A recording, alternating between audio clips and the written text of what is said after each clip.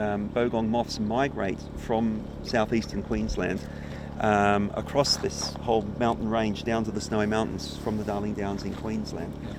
So they're flying over here, and we can easily catch them in this area. So we have a big light trap that we use for catching moths here, and then we use those moths in our experiments here as well.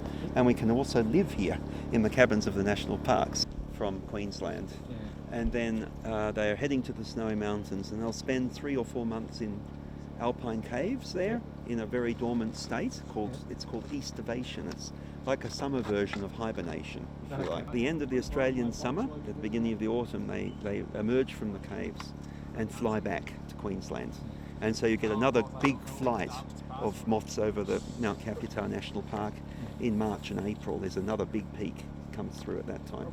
And they're heading north instead of south, obviously. The question we have is how an insect can hatch from its pupa after being an egg and a larva, how it can hatch out as an adult, and then immediately fly south to the Snowy Mountains and find these isolated caves, having never been there before and having had nobody to show them, like a mother, because every moth's mother has died about 3 or 4 months earlier after laying the egg that the moth actually hatched from or developed from.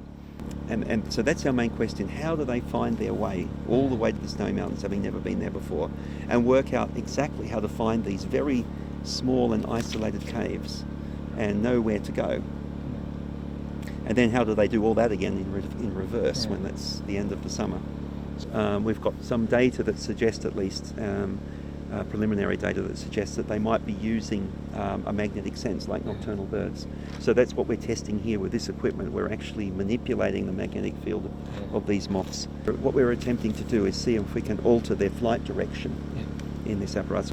Large storage of fat, which they're using for the long journey south.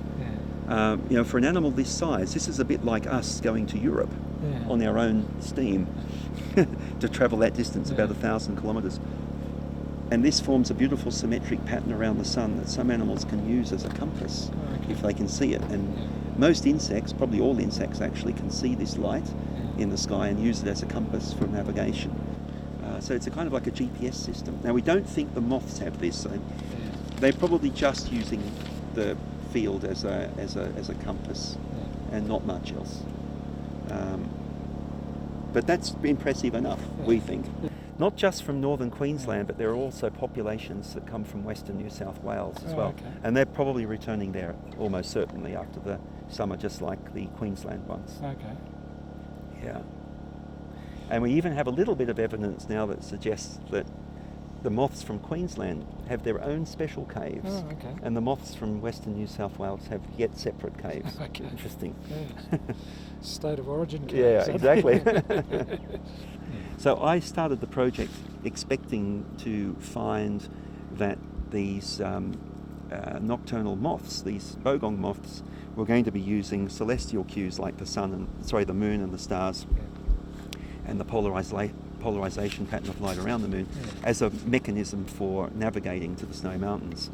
But I very quickly came to realize that it was probably not an easy thing to do, because these cues are very changeable at night. Unlike the sun, which is very predictable during the day, these other cues like the moon and the stars, they move enormously during the night. For a bogong moth, which needs to migrate all night, these cues are really unreliable, and that's when we got the idea that maybe they're using a magnetic sense instead. Just let me touch the screen so it wakes up again. Okay. Oh, it just did already. You did it already. I can change it back. Okay. You watch that needle. Yeah, beautiful. And change it back again, Henrik.